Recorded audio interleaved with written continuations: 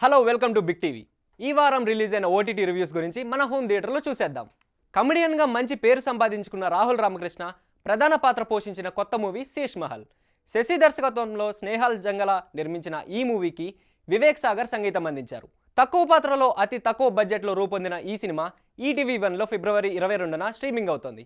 మరి శేష్ మహల్ ఓటీటీ ప్రియులను ఎంతవరకు ఆకట్టుకుందో ఇప్పుడు చూద్దాం. ఓ టీవీ ఛానల్ క్రైమ్ స్టోరీ ప్రోగ్రామ్కి ప్రొడ్యూసర్ రామకృష్ణ. మార్పుకు కారణమయ్యే ఓ మంచి సినిమాను తీయాలన్నదే ఆయన ఆశయం. అయితే ఆ దిశగా ప్రయత్నాలు చేస్తూ ఫెయిల్ అవుతాడు. అయితే హైదరాబాద్లో ఓ ఫిలిం ఫెస్టివల్ కోసం డాక్యుమెంటరీ చేయాలనుకుంటాడు. మరోవైపు చిత్తు కాగితాలు ఏరుకునే అనాథ ఫకీర్ ఫిలిం ఫెస్టివల్ సంబరాలకు ఆకర్షితులవుతారు.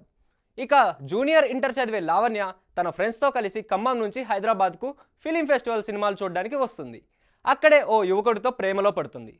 ఫిరోజ్ అనే మధ్యతరగతి కుటుంబానికి చెందిన వ్యక్తి తన పిల్లలకు ఈ ఫెస్టివల్లో సినిమాలు చూపించాలని నిర్ణయించుకుంటాడు. మరి ఈ నలుగురు స్టోరీ ఎక్కడి వరకు వచ్చింది?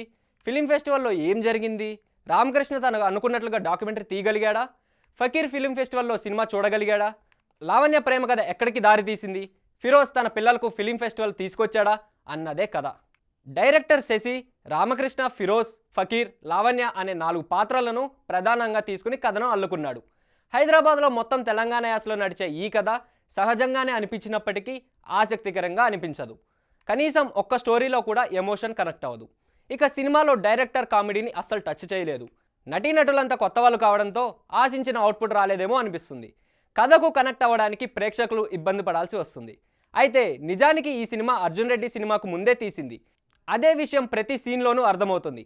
వివేక్ సాగర్ అందించిన సంగీతం పర్వాలేదు అనిపించినా ఒక్క ట్రాక్ను కూడా డైరెక్టర్ సరిగ్గా డిజైన్ చేయకపోవడం, సరైన ముగింపు ఇవ్వకపోవడం అనేది చిరాగ్గా అనిపిస్తుంది.